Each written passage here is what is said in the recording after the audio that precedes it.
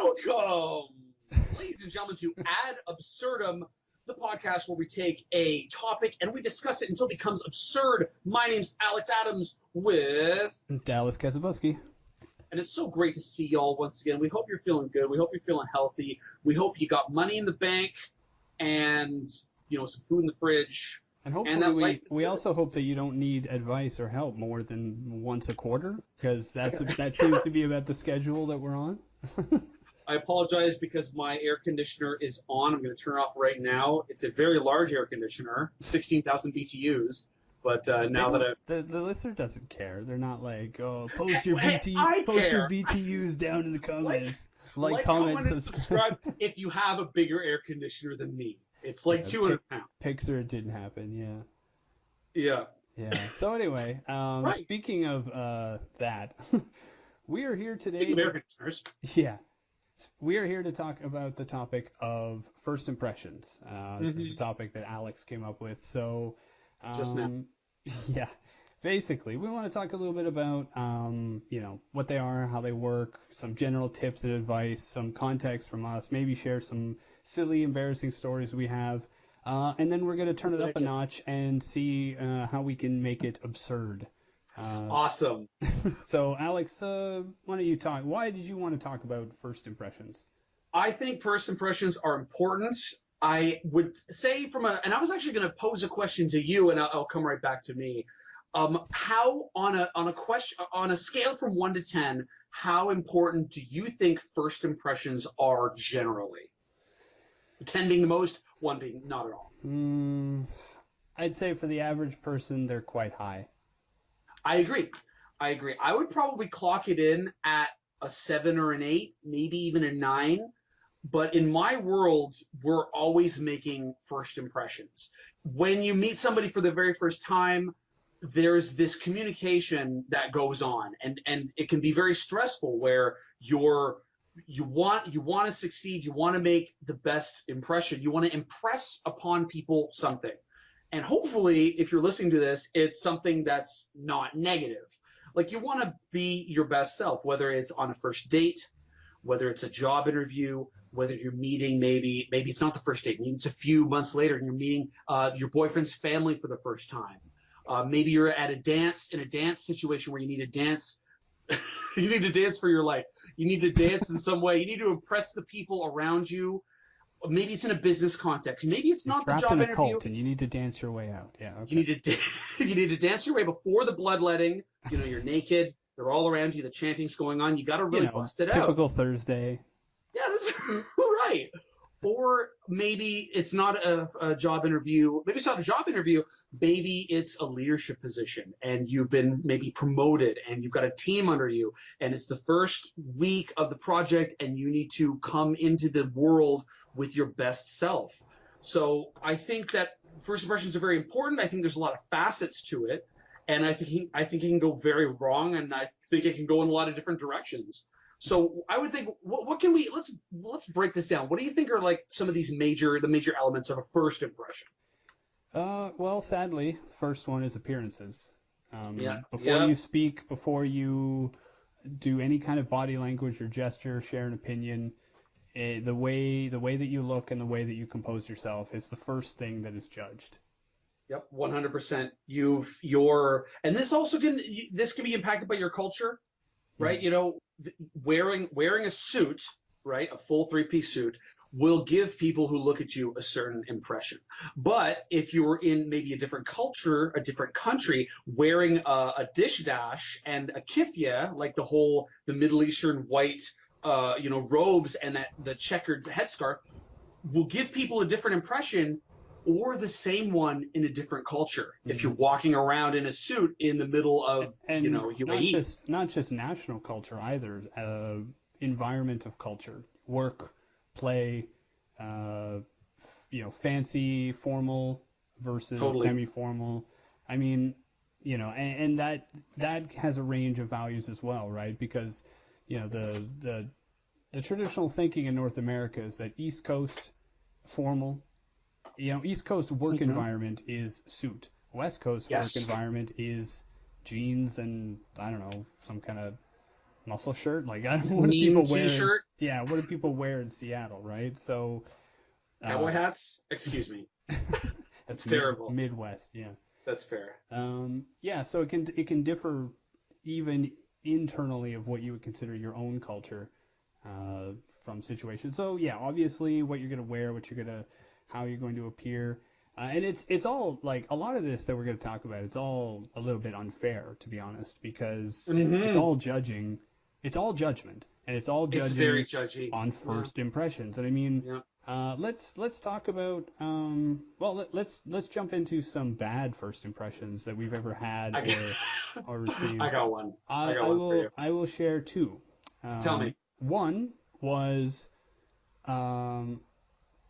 I was on the kind of the receiving end of how I was giving off my. Actually, this happened both times. Hold on.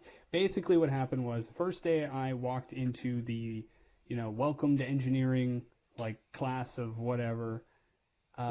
Every single person that I met, like that I became friends with later, and I spoke to them, they said they all looked at me. They saw me enter the room, cross the room, and sit down, and they looked at me and they thought, that guy doesn't belong here. That guy must be lost. He must be going to a music class because I've got the long hair and I've got the beard. They all looked at me and they thought, this guy isn't, like, why is he here? Is he a TA or something? What is happening? So that's one. The other, and we're going to the other was first. By the way, Dal, your video is I've just got a picture of you holding up your hands, like in like a praise motion. Okay, perfect. Thank you. The other thing is the other time was the first time I met my now girlfriend. I was in a bad mood. I think we've talked about it on this podcast before, but I was not in a good mood. She was at a house party run by my roommate, who was terrible. And so I was rude to who is now my girlfriend. So I made a horrible first impression, really. Wow. And thankfully I, got a shovel and dug my way out of that because that's, But yeah, so there's some bad first impressions. What about yourself? We can talk about those and then how to fix them. I also have two, and also one of them is me walking into a classroom. We have a mutual friend who I sort of dipped out of my classes because I had to get a little jaw surgery.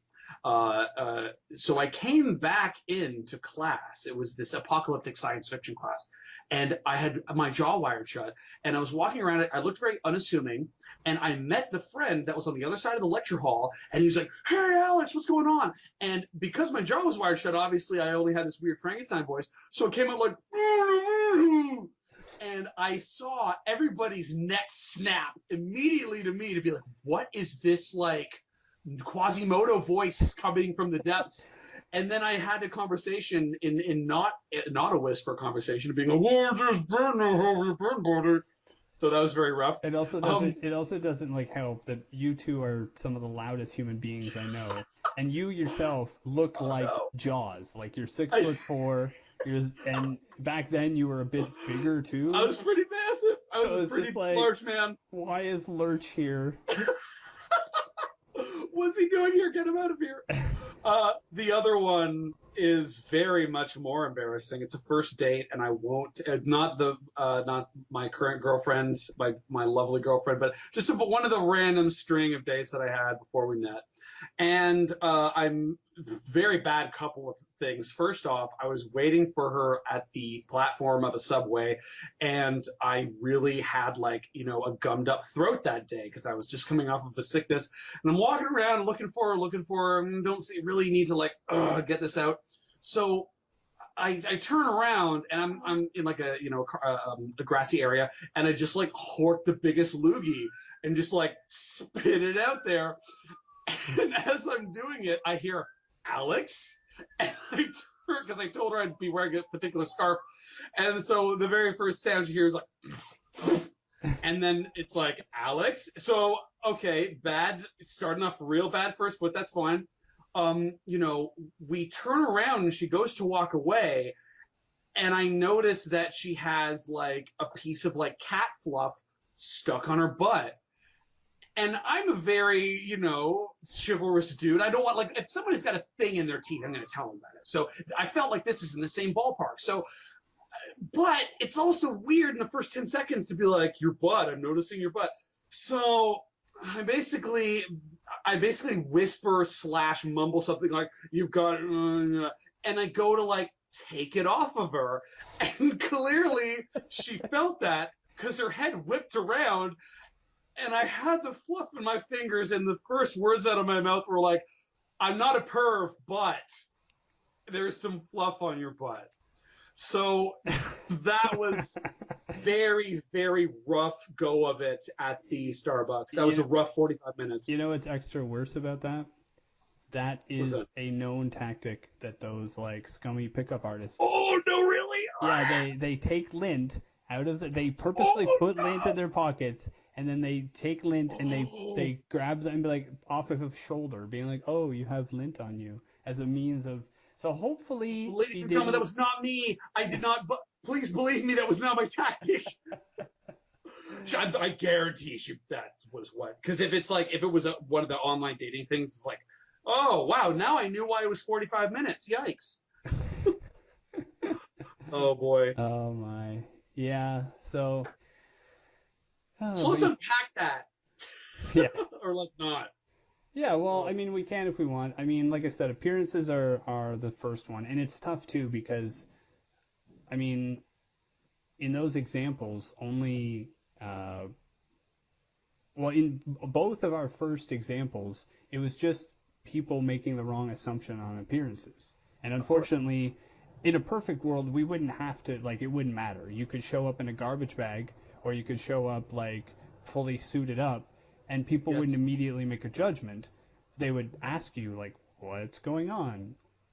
Or whatever. But they won't. This is a world we live in, and we have to deal with people making quick judgments. So it's tough because a lot of things that we know, you know, we talk about this a lot. A lot of things are not taught, they are learned.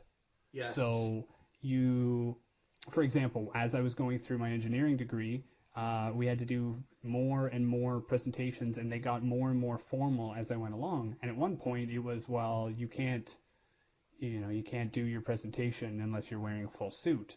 Yes. And it was just a class assignment. So I'm like, well, why do I have to do this? It's like, you have to. And that's a tough one because it's like, well, in my opinion, you should just respect what I have to say and what I have to present. But there's also to be something to be said about, well, yeah, but you should respect the forum that you're given enough to accommodate, like, to dress to the code. And it's this back and forth. For me personally, it's this back and forth. I get a little bit upset at that sometimes, where it's like, you have to wear like a tie to this thing. And it's like, absolutely. Do I? Like, I still look professional without the tie. It's like, yeah, but you need to wear the tie. So I run into that sometimes. I have a mutual friend of ours who is really into men's fashion. He goes to like the men's fashion subreddit and he communicates with, he just tries to be really styling. And one thing that he communicated to me, which ties into this notion of first impressions, is people are asking all the time, how do I dress? As a man, as a woman, how do I dress? What should I wear that should make me look cool, make me look sexy, make me look powerful? And usually the response is, well, what are the people around you dressing like? Because if everybody is dressing in a certain way, there's that term, you want to calibrate. You want to calibrate yourself. If you have some sort of Bruce Wayne prep time to this first impression, you want to at least get a genuine feel about what is it going to be? Is it going to be formal, informal? Is it going to be casual? You don't want to show up to a beach party in a suit. Duh. You don't want to show up to, or if you're taking a train somewhere and you're the only one, if it's a Comic-Con and you're trying to make a first impression, by all means. But the idea of like and again, I like Dallas, the unfairness idea is like, you kind of want to look like your environment to the effect that you can, if you want to make an impression that is like, oh, this guy, maybe it's a business thing where, oh, this guy's playing, he can be a team player, Everyone else is wearing suits and he's wearing a suit too, he's a team player. The alternative also can be a situation where I remember when I had a job interview at one of the schools I went to, I dressed in, a full suit. And the principal was like, oh, hi, great to meet you, or whatever. We came to the follow-up. I fortunately got the job, but the follow-up, was a walk around to see what the school was like, and I decided to wear the full suit again. And I was actually taken aside by the vice principal and saying like, "Oh, Alex, don't wear a tie. Like, you don't have to wear a tie." And I was like, "Huh, that's kind of weird." You would think that I made the impression like I'm a big tie guy. I got a lot of ties. But then what I found out is like that it was a counter stroke to this extremely rigid previous administration where they were trying to get everybody to dress to a very high, very stringent dress code.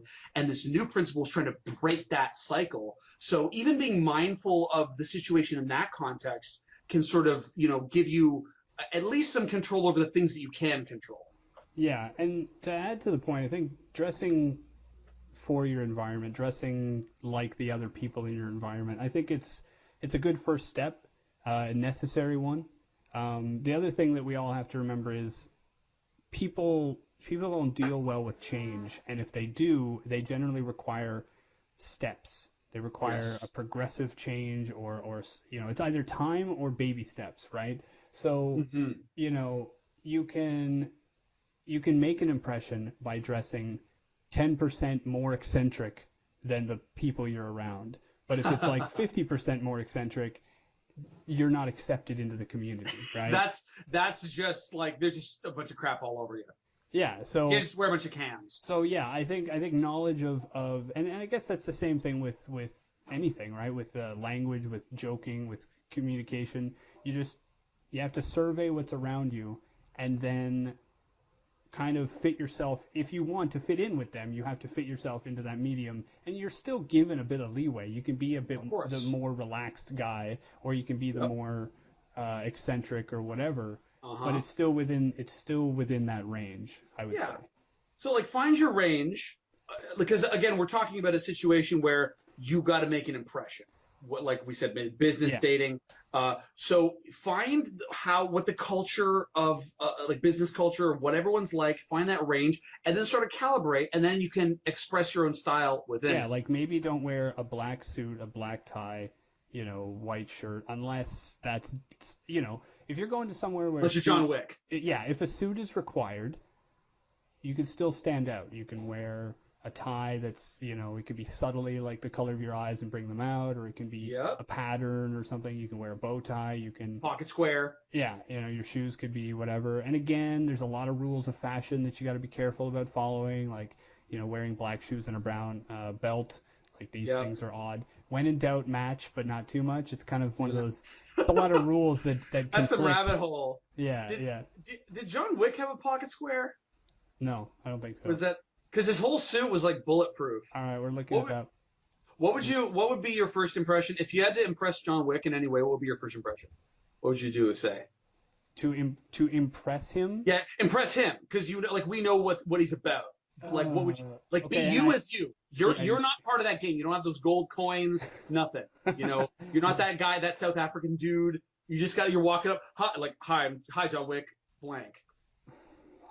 Trying to think of a situation in which John Wick would like need or consider my presence in any way. Maybe he needs some satellite. Maybe he needs some satellites, Dallas, because he's running from that guy. Guy. We can come back to this when we start going pretty absurd, but a first little preview of that is the scheduled absurdity. Hey, you got to get it all out there. No, you do, man. Anyway, the way to impress John Wick would be with knowledge of something. If he is bothering to accept my presence, and not just outright murder me or whatever, or leave, then I have to be of use to him. If you check out those movies, he has no communication with anyone who isn't use of him. Right? That's true. He's on a mission. So utilitarian. I gotta make an impression by having information. Now, if I dress the way I normally dress and I have my hair the way I normally do, he's not gonna listen to me, because traditionally guys who wear kind of European stylish clothes and long flowing hair, they don't have the information they need. He needs like the sommelier, not the stoner guy on the street. So I either have to change the way I dress to be completely like him, like suit, hair straight back in a ponytail. It's a bit more acceptable. Whatever. Okay, yeah, I'm visualizing it. Yeah, and then bring him the information, or not necessarily, because he does deal with like Morgan Freeman's character who dresses like a bum. Yeah. Even though I think don't you mean Lawrence Fishburne, the famous reuniting? Did I say the wrong name? As Morgan Freeman. Oh, I did. Wow. I was actually thinking of that joke, because the both of them have gone on and said that they look like the other. That's terrible. I usually don't make that. Anyway, Lawrence Fishburne, who's dressed like a homeless person, but he has the information. See, he's got the communication, so John Wick listens to him. So that's how you got to make his first impression would be basically either dress the part or find a way that you can interrupt him without getting killed, and give him the information you need. Like, John Wick, I have offline satellite communications ready for you or something. Because I get, awesome. In the movies he's like running from certain bad guys. If I can go to him and be like, I have the secure communications line that you need, then maybe he'll stop and pay attention to me. I would ask him about those tattoos, because I don't think it's ever. I would just, firm handshake, look him in the eyes, like, hey, excuse me, Mr. Wick, can I see those tattoos? Can I just take a little peek? Because he would have to take off that bulletproof suit, which is really. And if I was Neo, how I would impress John Wick is I would say I don't need to dodge bullets, so I don't need that bulletproof suit because I can just dodge them. Also, I have no eyes. That would make an impression, yeah. And then he would shoot you, and then you'd dodge out of or you would stop the bullets in midair. Yeah. Actually, yeah, Neo couldn't do that because you'd have no eyes, and he would be just like a weak man and can't control anything that's not a machine. So he would just. John Wick would be like, "Wow, you look just like me." Is the world in which John Wick lives real, or is it the Matrix? Oh snap! I think John Wick actually might just be Neo. I think that might be. I think John Wick might just be Matrix. I don't think we've discovered anything new on this channel. I don't. Yeah, no. So you gotta dress that part. You gotta smell good. Unless you're in a situation like if you're trying to like impress like rum runners in the Ozarks and they all smell a certain way, you should smell like them. Well, again, you can do a number of different things, and you can do some of them. You can do all of them right, or you can do some of them right and some of them wrong. But as long as the ones you do right are the most salient, then it doesn't matter. For example, I can go up to John Wick and look like whatever, but if I've got the information he wants, he's gonna listen to me or extract it from me in some horribly torturous method. If you go to do a presentation and everyone expects you to be wearing a suit and you're not, okay, that's making perhaps a bad or a different first impression. But then if you go up there and you're like, guys, I know I look like this, but I've developed an algorithm that if you incorporate it, it's going to save your margins by like 30%. And they're like, oh, okay, let's listen to the bearded man. I got another idea about a really famous first impression is actually Heath Ledger's Joker in The Dark Knight. Here's a guy who didn't dress like his surroundings at all. He didn't calibrate. Okay, he's a freak. He's wearing a purple suit. He's got makeup all on. And do you remember what he does with the pencil trick? Right? Yeah. That is an incredible first impression because it's bold and it for those of you who don't know, he's like sticks a pencil point up into the table and he's like, I gotta make this pencil disappear. And one of the other guys comes up and he's like, I'm done with this. And the Joker very in a gross way off camera. He murders him with a pencil. I've seen a theme here. Yeah, John Wick. Did John Wick take the Joker? Is John Wick's bulletproof suit like Batman's bulletproof armor in The Dark Knight, where it's like we made your armor, it's more flexible, but now knives can go through it. So I don't know if the Joker could stab John Wick, then I think the thing is that you don't really see it a lot in the movies, but the Joker is like he's literally fought Batman and lived, which is hard to do. Yeah, and fought him and done well. So it's a hard one. Yeah, and again that comes down to what is your first impression? What is your goal? Aim? Exactly. Yeah, what's your goal exactly? Are you fitting in or are you standing out? And if you're standing out, wow. you have to there has to be a purpose behind what you do. And this comes up to another point that I have, which is the struggle that we're always making a first impression. Yes. And it's tough to think about that, because you always want to be your best self, but you're not always your best self, and being your best self is tiring. Yes. So how do you keep yourself from making a bad impression? It's kind of the other side of the coin. How, obviously I could have handled things better with my girlfriend when I first met her. I could have just been like, oh yeah, I didn't realize that my roommate was having a house party. Have fun. I'm really tired though. I'm going to leave this room. So what are some ways you would say to avoid or to kind of steer a bad impression back on the right foot? Absolutely. Well, I don't think you should do the whole trope of like, let's start over. I don't think I've seen a single non-movie. I don't know if it's like 500 Days of Summer or Serendipity or whatever, but it's like you start spurging out and like very not making headway at all and whatever, usually in dates. And it's like, let's start over. Hi, I'm blank. Don't do that. Don't do that. That's not going to work. I would personally think is so at the core of it, and we can get into body language pathology and all the kind of strategies that people do to like make people impress them, and power posing and all that, but it all goes down to the body. It's very hard for you to lie with your body.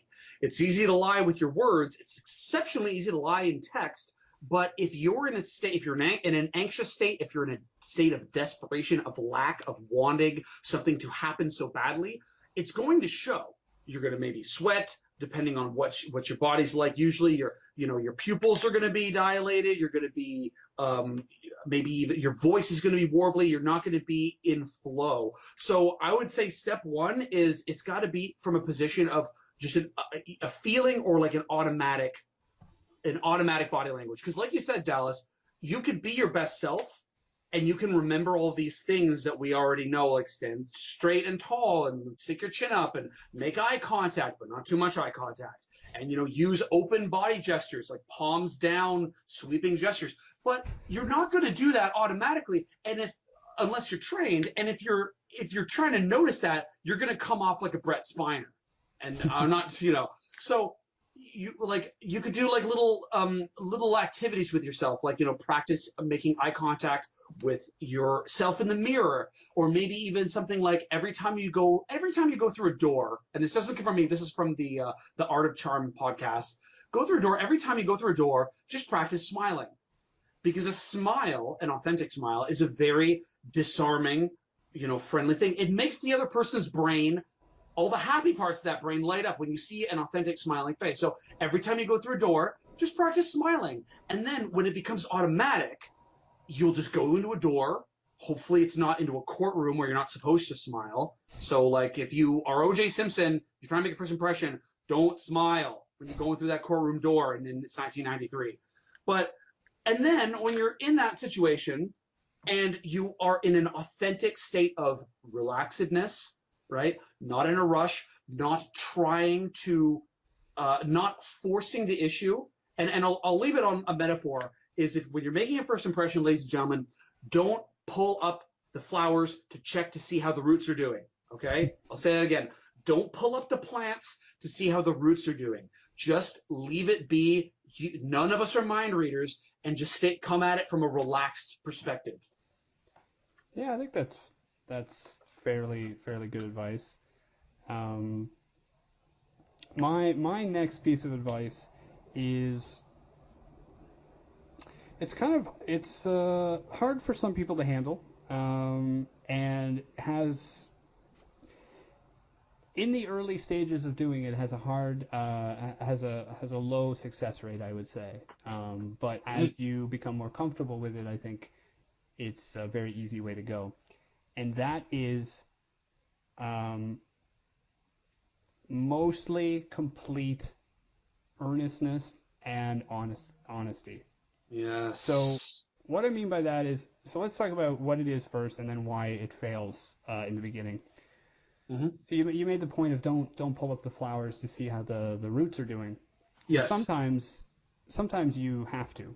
Sometimes you know you're doing a presentation and you literally need to check like, hey, that barometer. Yeah, how's you're a comedian. You're like, hey, you guys find that joke funny? Because I got like 90 minutes more of them. So which is actually a really good joke. Yeah. So yeah, earnestness.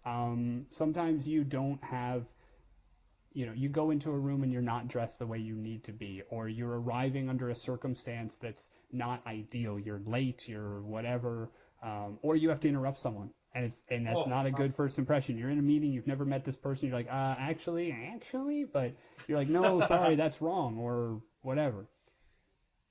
Earnestness can help you fill in the gaps and can go a long way, but it fails more often than not. So we'll come to that in a second. So the earnestness is just being real with people. Be like, hey, look, I know I'm not in a suit or whatever, but this, or hey, I'm just a junior associate, but this. The reason it fails is partially because other people make rash judgments, and they don't listen past what you're wearing, what the first thing they hear. But if they're like that, they're either not worth your time, or maybe they're worth your time for that one business meeting you got to do. And well, sorry, but for most of the reason why it fails, though, is a lack of confidence within the person doing it. So let's look at, we like to joke about Woody Allen on this show, as in our first episode.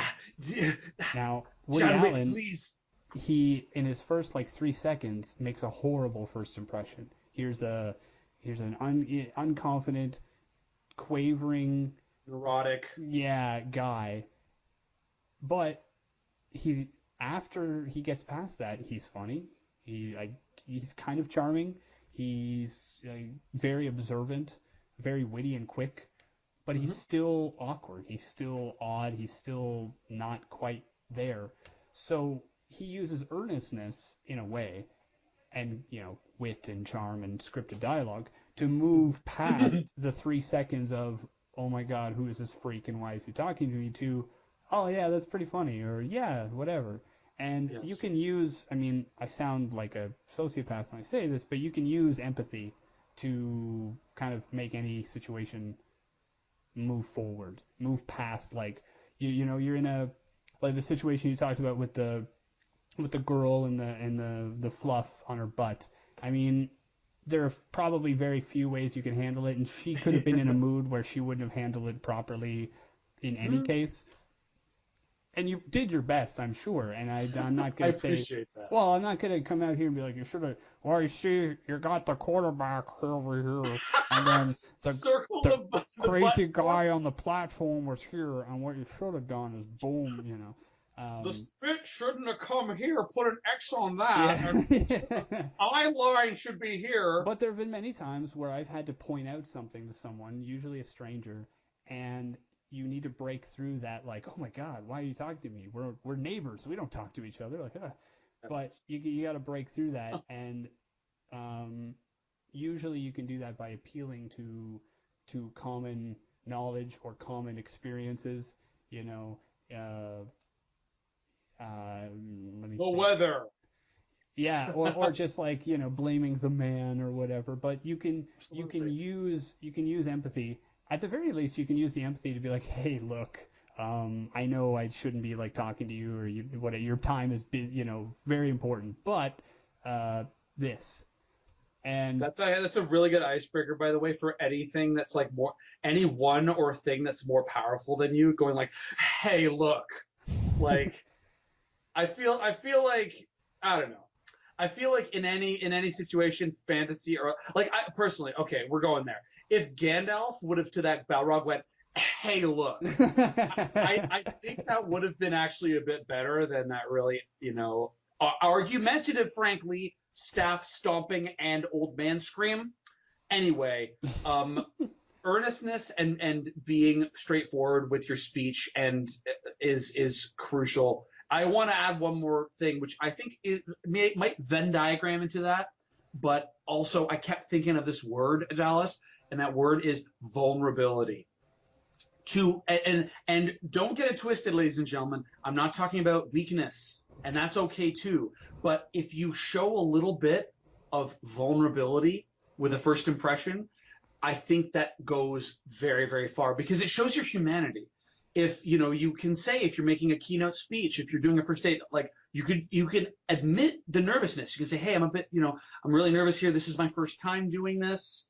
Be gentle, right? Like, are you nervous? Yeah.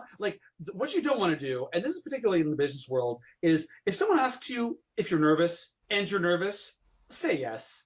They know. They already know. They're trying to disarm the situation. They're trying to make you feel more comfortable.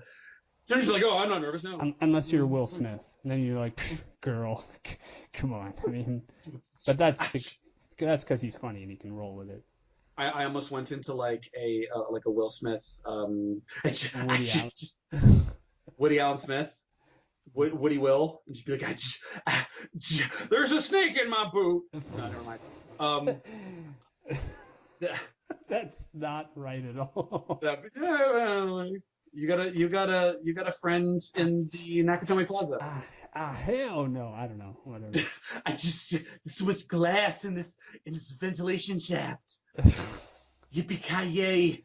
Oh, is that your watch? No. It's a good watch. All right, so we've given these patient listeners enough, actual helpful advice. Let's go a little crazy with it. So, you tell me. I don't know. I'm trying to think of some other ridiculous examples.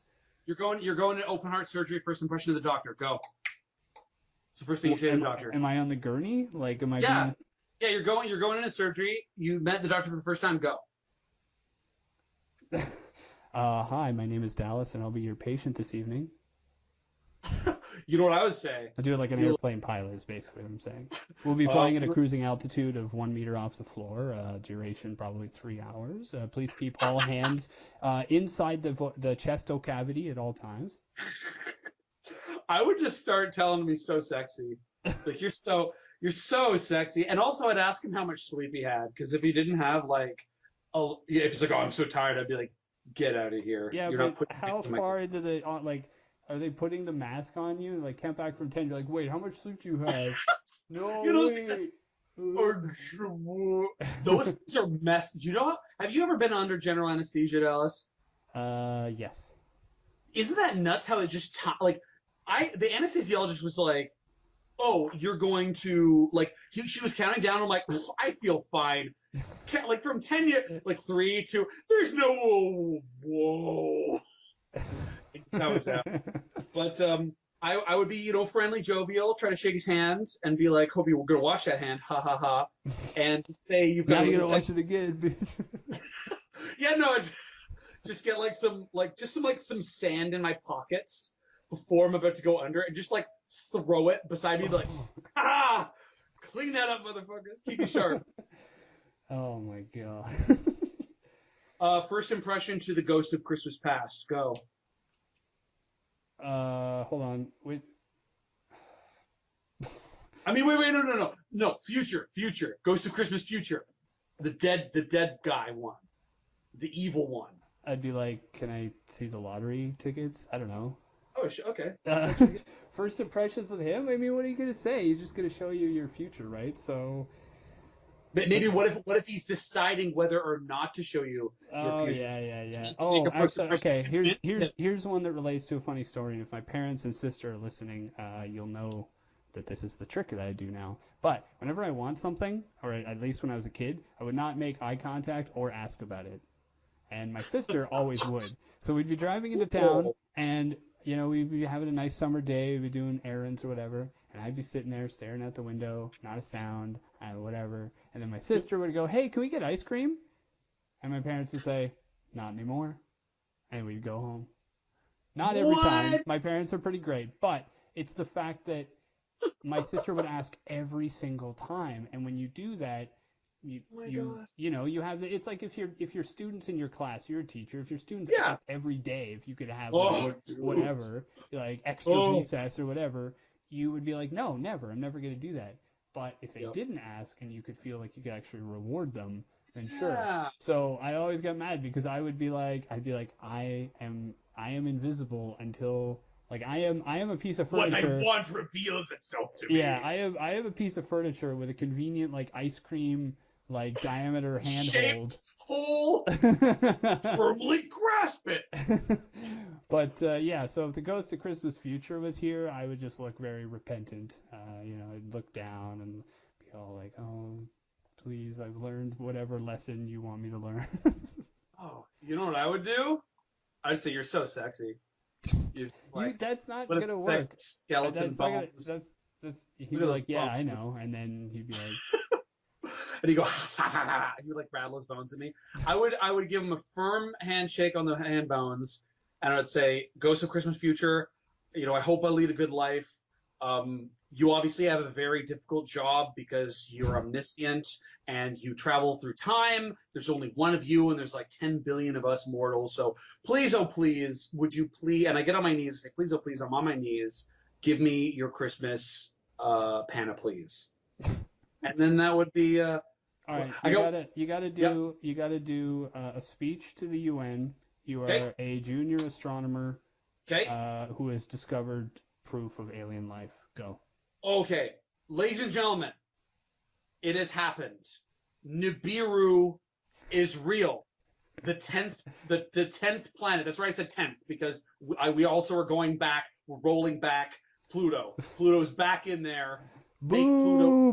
Make Pluto great come again. The cries from the back of the room. So it's happened. It's a latex-based life form. It's a wearable life form. And honestly, I think our sex industry is going to encroach upon a new golden age. And then it would be like, ladies and gentlemen, and then here's Squeagox. And I would say, I'm wearing him right now. Squeagox, would you like to say some words? And I'd rip off my chest. Not my chest. I'd rip off my suit. And there would be 2 eyeballs where my nipples should be. And then the voice would come emanating like many waters, and it would be like, and then I would say, I translate, and he comes in peace. So what you lack in cohesiveness, you make up for in the fact of the situation. You're like, I'm dressed like this, I'm speaking this crazy stuff, but look, it's real. I would just try to ride that wave. You're sitting at home, you see a flash of light. A wall before you melts into ash. Out from the mist steps a figure, a familiar figure, too familiar. It's you from 30 years in the future, and you are jacked. Your hair is longer. Your beard is half on, half off, some sort of future fashion. You've got an eye patch. Who knows what's under that thing? A metal arm. It's you from a war-torn future. You're the baddest incarnation of yourself. You need to make a first impression on your Terminator future self. Go. Well, in my context, I would make them prove who they are. I would just look at myself and be like, interesting. Prove it. And my future self would know that past self was very concerned with clones and future versions, and he would have the code phrase, which I will not repeat on this channel. Ooh, he would have the code phrase at the ready. And then probably shake his hand and stare into his eyes and see if his eye. Yeah, that's right, his one eye. Yeah. Eye. Wow. You know what I would do? You know what I say? You're so sexy. You just get this sexiest man meat of man. Future. To be dystopian honest, man slab. I mean, this is a topic we can go down. So, I have an entire set of protocols that are in my mind as to how I would deal with another version of me, whether it be magical, clone, future, ladies and gentlemen, strap in. Alternate dimension. I have a whole set of protocols for it. I can't reveal them all because some listener could, go back. But no, I honestly, part 1 would be prove it, code phrase established. Mm-hmm. Part 2 would be what kind of situation are we in? How much information am I allowed to glean? And then when he tells me what it is, I would impose another test to make sure that he's not like an evil version of me. 2-factor authentication with future self, ladies and gentlemen. Yeah, I would because he might be like, oh, I'm from the future and I can't reveal my past because it will change my past in your future. But that could be true, but he could be lying. He could be from like an alternate dimension where it doesn't matter what he says. So That's true. yeah, I would do that. How would you interact other than, stroking your own ego? A lot of high fives, I think. I would just say, like, how hard can you high five? And so, like, the first, couple hours is just sussing out the high five, Okay. So hierarchy. I don't want to interrupt you, but like I'm imagining that your first impression is like the movie Predator, right? It's like, Dylan, you son of a bitch. Yeah, that's right. Like two biceps, right? Meeting an explosion. and an explosion of flavor and recognition. And mine is, you remember, we've talked about this, that I don't remember, like it's like a samurai movie where like two samurai like stare at each other in the rain and they don't fight, but they have a vision of fighting. Jet Li's Hero, my dude, that is Jet Li and what's his name? No, it's Ip Man. Oh yeah, okay. No, that's Ip Man. He's a long-haired dude. Donnie Yen, thank you. It's not Ip Man. Thank you for correcting me. It's Donnie Yen. Well, who played Ip Man? So. Well, okay, fair enough. Yeah. But he's not Ip Man in Jet Li's Hero. Right. Yeah. That's what. Yeah. Okay. Yeah. That's what mine would be like. It would be like, I am you from the future. Prove it. Code phrase enabled. Okay. What kind of situation are we in? This one. Prove it. So the first thing I would say would be like, can we touch? Or are we going to turn into that like time blob, like the end of Time Cop with are we allowed to hug right now? Did we just become best friends? Oh yeah. Oh yeah. So I would say, can we touch? Because I don't want to turn into the blob from Time Cop. Like, comment, and subscribe if you've seen that blob. By the way, if you're that blob from Time Cop and you had to make a first impression to the guy who's got melted by acid at the end of RoboCop, would you be able to say you're both cops? And that's how you get the first impression? Well, wait a minute. The guy who got melted melted by acid in RoboCop. Yeah, the guy who got melted. Yeah, he's like, oh, and he's doing the creepy inhaling voice. Yeah. I thought you meant the guy who got first killed in RoboCop, who was just machine gunned to death, just some corporate like sleazebag. Dick Jones shoots him into cat food. Oh man. So I would have that in common. Like, we're both cops. We're both deformed. That would be. I would like to see a buddy cop movie with the cop blob. We call it blob cop. Blob.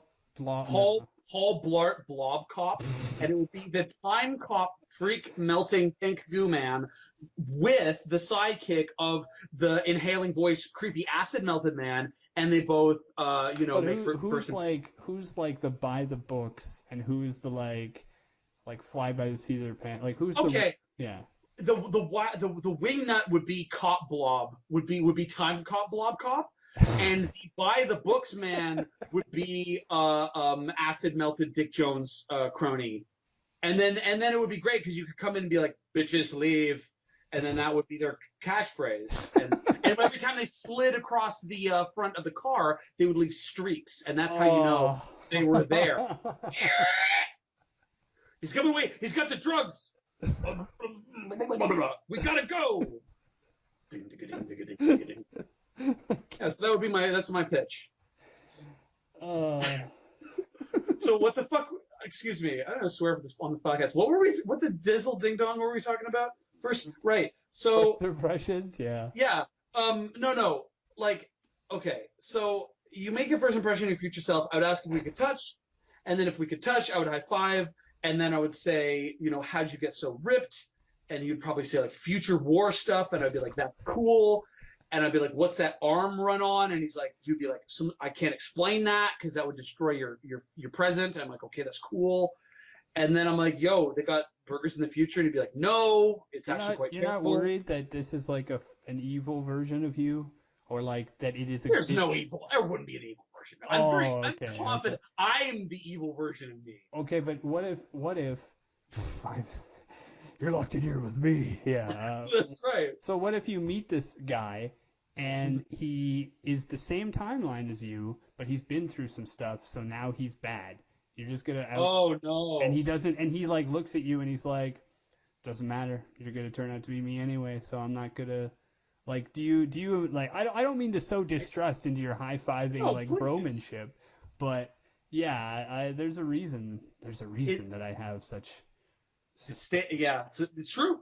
I would, in that case, I wouldn't ask him what would happen if we touched, and I would just jump into him. I would like Honda headbutt him and sacrifice myself to the time goo to eliminate this nefarious egress into my timeline.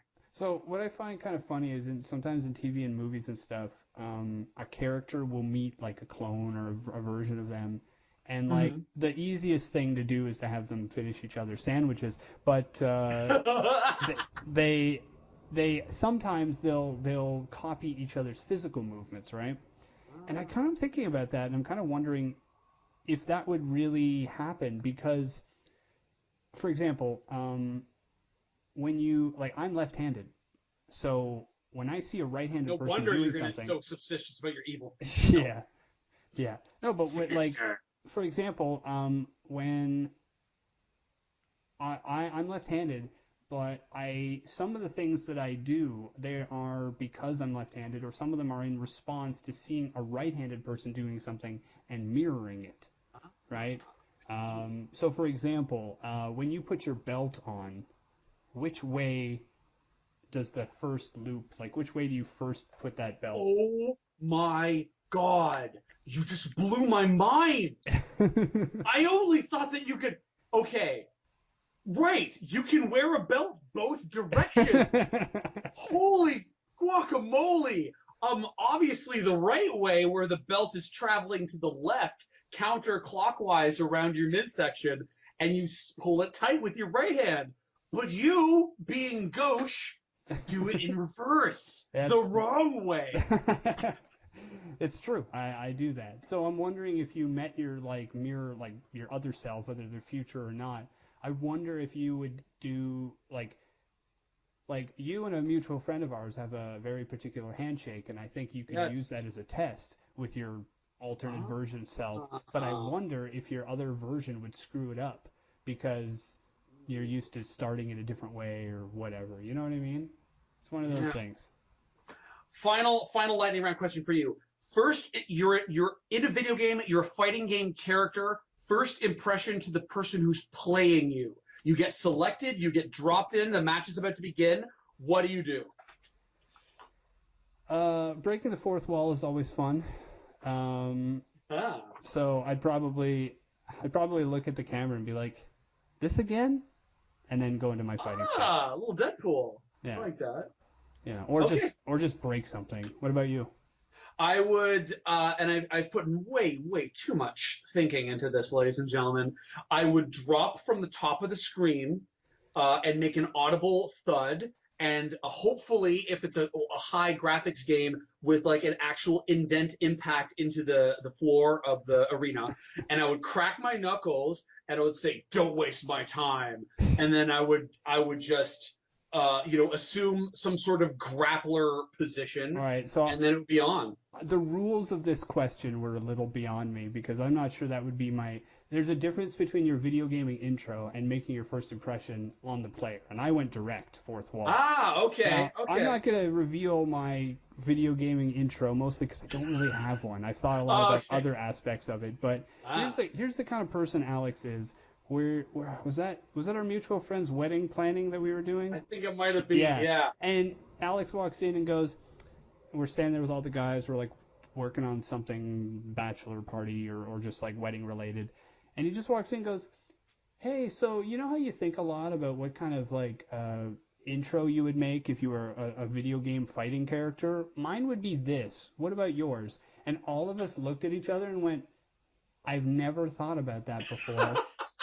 But that is something that I would think about and will think about now for a long time. So, yeah. Anyway, I think that wraps it up. We've definitely gone pretty absurd on this one.